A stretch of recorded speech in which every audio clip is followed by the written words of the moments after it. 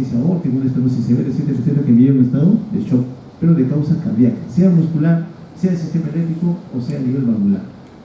El hipovolémico, como su nombre le dice, hipovolemia, cae la volemia. Y esto tenemos dos componentes clásicos, o es hemorrágico o es no hemorrágico. Y el hemorrágico puede ser evidente, un paciente que viene con hematemesis, hematuria, o aquel paciente que necesita de un traumatismo abierto, lo vemos desangrarse. El otro escenario es el paciente de shock hipovolémico no hemorrágico, aquel que no está perdiendo volumen de sangre, sino está perdiendo volumen a nivel de plasma, el agua. Aquel vomitador, aquel paciente con diarrea profusa, cólera, por ejemplo, o aquel paciente con pancreatitis aguda, que es un tercer espacio y el líquido lo atrapa a nivel de los intestinos, por ejemplo, o el gran quemado. Entonces, shock hipovolémico de tipo no hemorrágico. Igual el volumen de sangre va a disminuir ostensiblemente. El obstructivo, aquel que no permite que el corazón se llene adecuadamente de sangre, algo que impide su llenado. Recuerden que el corazón está rodeado de membranas y un aumento entre la parietal y la visceral puede generarse una acumulación de líquido que impide el llenado cardíaco. O quizás no es que no se esté llenando bien, sino que algo impide la salida de la sangre. Una tromboembolia pulmonar, una hipotonia presión son condiciones que frecuentemente podemos ver en ese escenario. Y finalmente el distributivo, en donde a la cabeza lo que más vemos nosotros en el escenario crítico es el paciente con shock séptico. Aquel escenario muy diferente a los tres anteriores, en donde los vasos van a tener una tendencia a estar relajados, sobre todo a nivel de la microcirculación, que me condiciona una caída de la resistencia vascular periférica y con ello conllevan la caída de la presión arterial. Bien, los tres primeros representan para nosotros estados de shock hipodinámico, ¿ya? Hipodinámico. A diferencia del último, que es un estado hiperdinámico, de alto estrés, de alta tasa metabólica, la condición más frecuente, como las digo, es la sepsis. Bueno, generalmente nos enfrentamos a este escenario, ¿no? El paciente está grande hipotenso, como fue el caso del caso Viñeta que les presenté al inicio. Evidentemente, con esa presión, entonces siempre el paciente está en shock. La pregunta es, ¿pero qué tipo de shock? ¿Cardioquímico, obstructivo, distributivo o hipovolémico? Ahí viene el trabajo que nosotros tenemos que establecer en base a la anamnesis. Acá solamente para presentarles algunos casos tipo. Paciente mujer 56 años de edad, cursa con tos húmeda, productiva, expectoración purulenta de 3 días de evolución, asociada a mareo, disnea, a medianos esfuerzos. Y cuando se la examina, evidentemente la paciente está en mal estado general, lo que llama la atención es su presión arterial, 70-50. Frecuencia cardíaca 100, satura 89% con FIO2 ambiental y está con fiebre. Uno la examina y a nivel de los pulmones se encuentra crepitantes, que son sonidos anormales, generalmente acumulación de moco, pero también puede ser lesiones a nivel de parénquima pulmonar. Bueno, en este escenario, tiene tos, expectoración purulenta, tiene fiebre, entra hipotensa. ¿Es un shock? Evidentemente. ¿Será cardiogénico? ¿Será hipovolémico? ¿Será obstructivo o distributivo? Si hablamos de distributivo y infección lo más frecuente, probablemente sea una neumonía. Por tanto, yo tipificaré este grupo de pacientes como un shock séptico. Probablemente. El otro escenario, un paciente varón, 65 años de edad, es hipertenso, diabético, hipercolesterolemia, fumador, sedentario. Todas las condiciones críticas para hacer algún tipo de coronariopatía. Viene porque presenta súbitamente dolor retroesternal, con diaforesis. Entra nuevamente a la sala de emergencia, hipotenso, taquicárdico, saturando 88%, no tiene fiebre. Uno le examina los pulmones, se encuentra también crepitantes bilaterales. Los ruidos cardíacos están regulados, se encuentra un tercer ruido cardíaco presente. Evidentemente este paciente también está en shock, pero yo diré, será cardiogénico, hipovolémico, obstructivo y distributivo. La fuerza de la evidencia solamente por la historia me orientaría a pensar que es un shock cardiogénico, ¿cierto? Finalmente, una paciente postrada, 52 años de edad, tiene una neoplasia de colon avanzado, no se levanta en bastante tiempo y viene presentando también dificultad respiratoria y un dolor pleurolítico. Al examen preferencial, también solamente palpatoria, se le hace una presión de 75 mililitros de mercurio.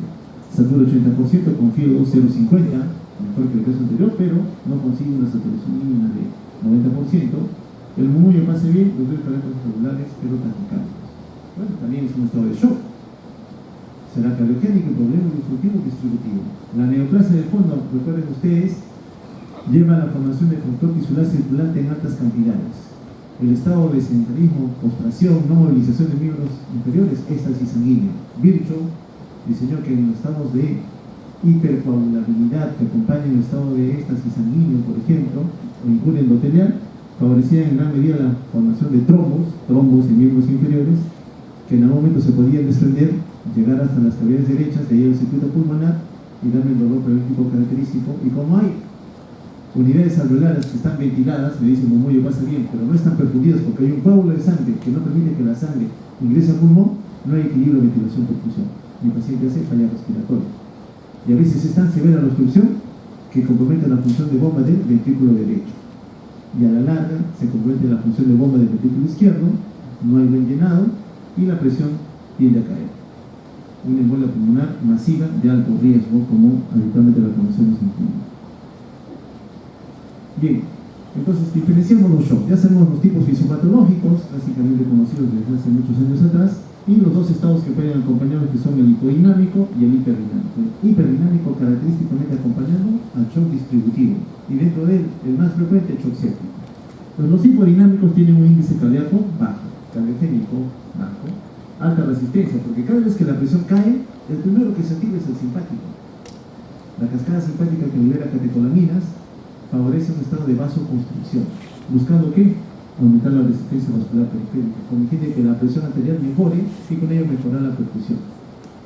En cambio, en el shock hiperdinámico, donde el shock séptico es uno de los mejores representantes, tenemos un índice cardíaco incrementado. La función de bomba está francamente acelerada, con alta demanda de oxígeno y nutrientes, pero con una resistencia vascular periférica disminuida, lo cual lógicamente me va a perjudicar severamente la perfusión de los órganos vitales.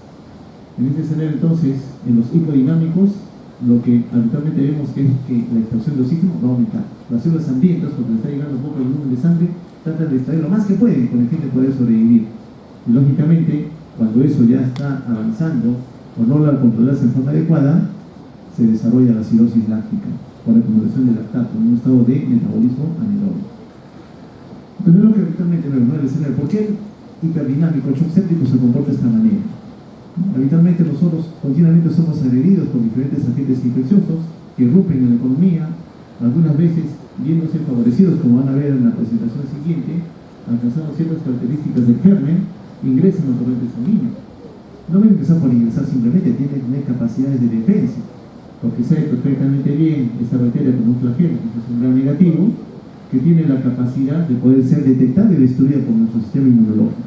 Bueno, la cosa es que se envenena la sangre, y en este escenario es reconocida por células inflamatorias, las cuales van a desplegar una respuesta de liberación de citoquinas locales inicialmente, pero que van a interactuar con las células endoteliales del músculo liso también, que van a hacer que haya una relajación del músculo liso. Por tanto, la resistencia vascular periférica disminuye. Y bajo este escenario, con resistencia vascular periférica disminuida, la presión va a tener tendencia a caer.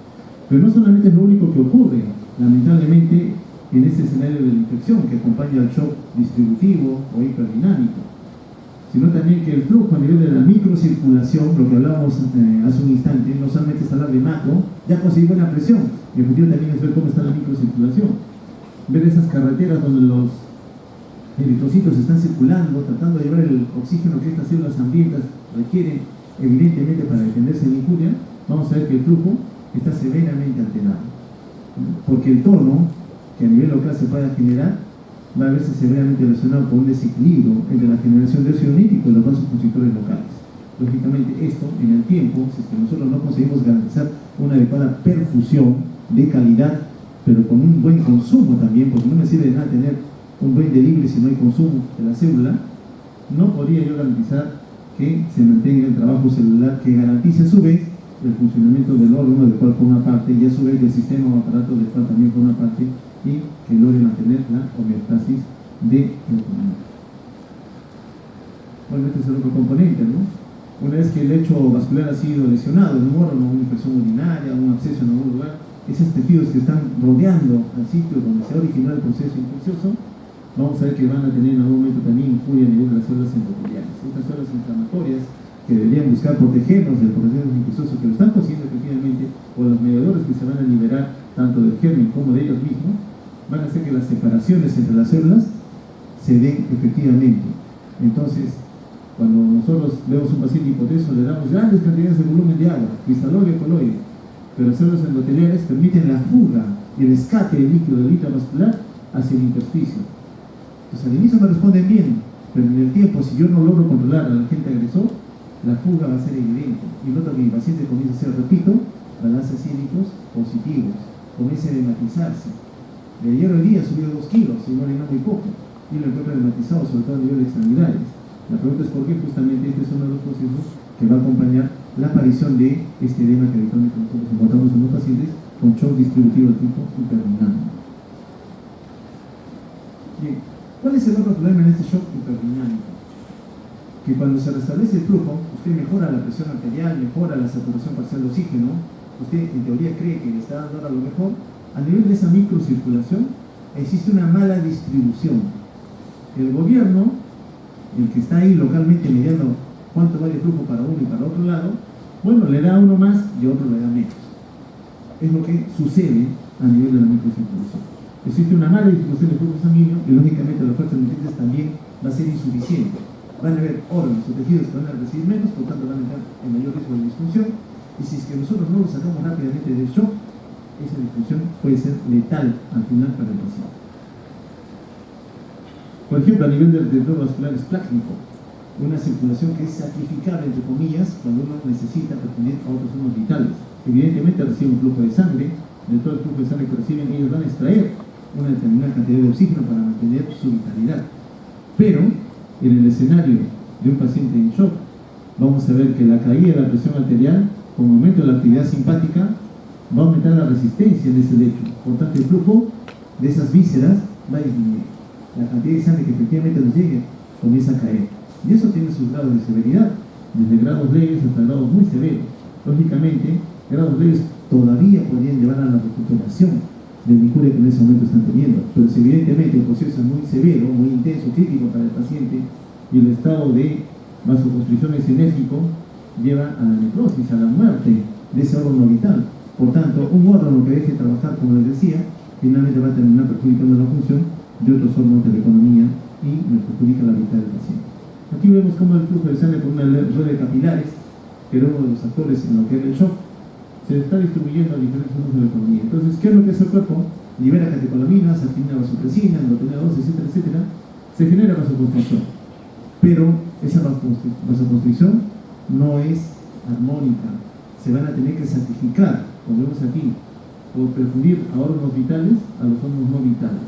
Enérgica vasoconstricción, mejora presión para un lado, aquí se perfunden mejor estos órganos, pero estos de aquí que están siendo sometidos a vasoconstricción enérgica no reciben ya un buen flujo de sangre. Gasto alto por un lado, gasto bajo por otro, corriente arriba, corriente abajo, son perjudiciales para el paciente. Órganos que sí van a todavía trabajar adecuadamente y otros que definitivamente no lo van a hacer en el tiempo. Aquí nuevamente, estados de vasoconstricción. Leve vasoconstricción todavía me garantiza la perfusión de esos órganos. Una vasoconstricción más intensa perjudica la perfusión de esos órganos no tan vitales, y lógicamente la vasoconstricción enérgica definitivamente va a perjudicar ese proceso. Y si nosotros no establecemos, como les digo, diagnóstico precoz oportuno y tratamiento dirigido a la entidad que ocasiona este problema, este órgano efectivamente nos va a perjudicar la evolución final que tenga nuestro paciente. Bien, ¿cómo progresa el shock normalmente? Cuando el paciente ya está hipotenso, ¿cómo es la historia natural por la cual va transcurriendo la enfermedad? Lo que vamos a ver al inicio siempre es que se activa el simpático. El simpático es un mecanismo de defensa ancestral para nosotros que determina la identificación de que existe algún tipo de injuria que está afectando a la economía. El simpático reconoce este daño y libera catecolaminas. Y las catecolaminas lo que hacen es trabajar con corazón. Aumenta la frecuencia cardíaca, mi paciente hace taquicardia, aumenta la tasa metabólica, aumenta la frecuencia respiratoria, la movilización de glucosa, de ácidos grasos, etcétera, etcétera. El asunto está que el simpático va a tener que actuar con el fin de contener una agresión, pero ese trabajo no es sostenido, es agotable en el tiempo, existe consumo y ya falta de adecuada cantidad de catecolaminas en el tiempo si es que nosotros no le damos la ayuda que el paciente necesita. El flujo de sangre se redirecciona de tejidos no vitales, como vemos aquí, a órganos vitales. Esa vasoconstricción, que para uno le da más y otro menos, sacrifica a la piel, por eso la piel adopta ese tono marmóreo, está fría, hipoperfundida. La circulación esplácnica por garantizar la perfusión del corazón y del cerebro. Un corazón que sabemos que tiene una tasa de extracción bastante incrementada y un cerebro que definitivamente también tiene que tener una oferta continua de oxígeno y de nutrientes. pero el proceso sigue avanzando. Otro mecanismo de compensación se van a ir activando: arginina, vasopresina, potente vasoconstrictor, retención de sodio, de agua, igual que en el sistema renina angiotensina. Pero si el proceso sigue, no hemos hecho nada, mal diagnóstico, mala terapia, o quizás el shock ya evolucionó a un estado de irrecuperabilidad para nosotros, la presión sigue cayendo y en el momento perjudica la perfusión coronaria. Y cuando esto ocurre ya en la fase terminal, hay una disfunción vasomotora. Esas arteriolas que en estado de vasoconstricción permitían tener un buen flujo de sangre, ahora no responden. Por tanto, el paciente indefectiblemente va a fallecer. En la condición infecciosa, en el shock distributivo todavía, existe un rol prominente de los mediadores inflamatorios. A lo anterior, donde se activa la cascada simpática, con una vasopresina, presión arterial, etc., aquí hay una cascada inflamatoria importante. ¿Y qué es lo que va a adicionar al estado de shock? Bueno, también un compromiso del sistema venoso. Recuerde usted que cuando estamos en estrés, la liberación de catecolaminas favorece la contracción del músculo liso del sistema venoso. Si las venas tienen un reservorio de sangre importante, al momento que se contraiga, envían ese volumen de sangre al corazón para que lo redistribuya en la economía. Pero como ahora existe vasodilatación también venosa, la sangre que antes se enviaba al corazón se sigue estancando a nivel del sistema venoso. No se oferta la economía, por tanto mi paciente persiste en estado de shock. Y eso me va a perjudicar la perfusión todavía de los órganos de distancia.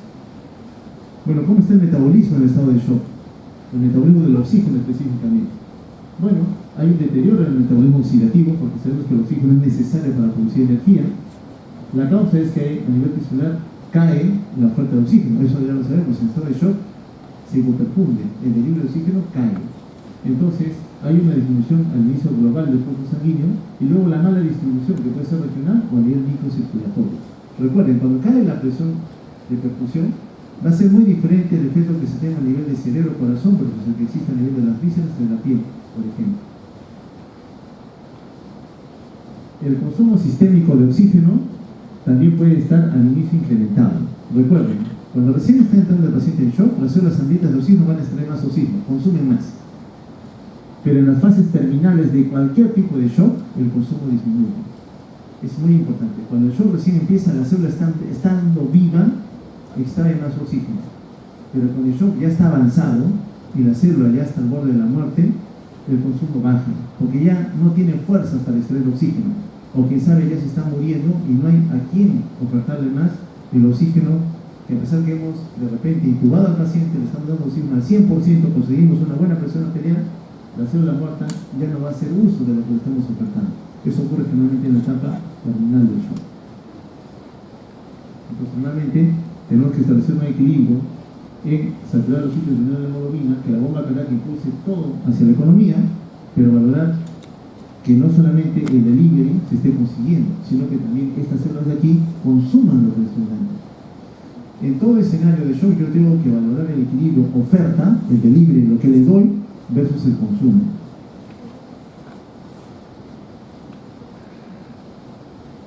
Necesito, para generar grandes cantidades de ATP, que entre a la vía aeróbica. Solo bajo ese mecanismo voy a mantener la indemnidad celular. Recuerden que a nivel subcelular, cuando el shock se está instaurando, el primero en ser afectado es la mitocondria. Recuerden que la mitocondria permite la supervivencia celular a través de la generación de ATP. Pero cuando usted la depriva de oxígeno, también induce la muerte celular. En otras palabras, es la organela que por excelencia permite la supervivencia de la célula, por tanto de nosotros mismos, pero en el escenario de shock persistente, en donde existe estado de hipoperfusión, que no es adecuadamente mejorada o que no responde, activa vías de muerte celular, activación de traspases y hipercromo C, que son conocidas ya por ustedes. Junto con esto, a nivel ya de la microcirculación, como llega poco oxígeno suficiente, la célula sigue trabajando. Y uno de los metabolitos que vitalmente produce es dióxido de carbono. Entonces, esta célula se está cargando de dióxido de carbono. Por tanto, la cantidad de dióxido de carbono que llega por el lado venoso también está incrementada. Entonces, estamos reconociendo algunas variables que a mí me están determinando cómo estaría el consumo de oxígeno. Una cosa es, por acá yo le tomo una gasometría y valoro que efectivamente la sangre está muy oxigenada. Le tomo la presión está bien. Les digo, parece que la oferta está muy buena.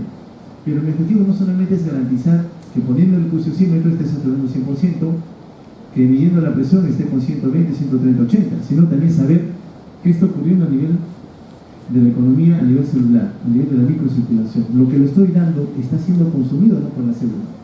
Entonces, cuando existe poca oferta de oxígeno y de nutrientes, esta célula que está en estado hipermetabólico sigue produciendo dióxido de carbono. Significa, por tanto, que a nivel del lado luminoso el CO2 se va a incrementar. ¿Cómo reconocemos el estado de shock? Evidentemente, lo más fácil es cuando el paciente ya entra hipotenso, entra chocado, ¿no? Desarrolló hipotensión arterial. En ese escenario, ni vuelta que dar, el paciente está en shock. Lo ideal sería para nosotros llegar al diagnóstico antes de que el paciente haga hipotensión arterial. Detectar aquellas señales que me dicen este paciente por esta condición podría evolucionar al estado de shock ya definido. Pacientes que encuentran con paro febril, infeccioso, poseedores, escudo turbulento, etcétera, etcétera, por ejemplo, que entran osmotensos, pero están taquicárdicos, taquipnéicos, o que ya están haciendo alcalosis respiratoria en su gasometría, en donde ya me dice que hay un evento injuriante que está sobrepasando los mecanismos de defensa.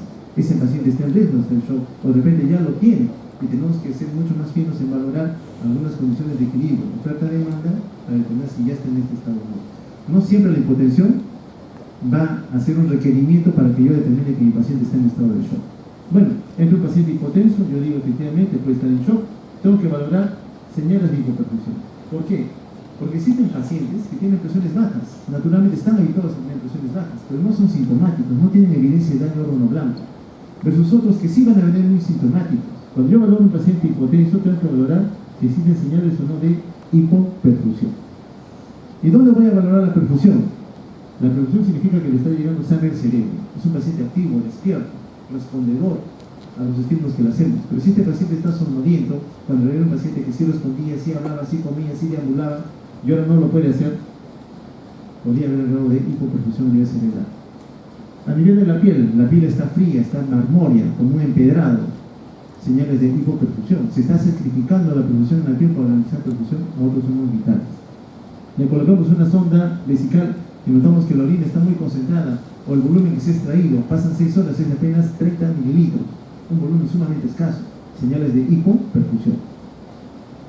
Y esta clásica cascada de liberación y respuesta a catecolaminas. Cuando la catecolamina se libera, mi paciente entra taquicárdico, la tasa metabólica se incrementa.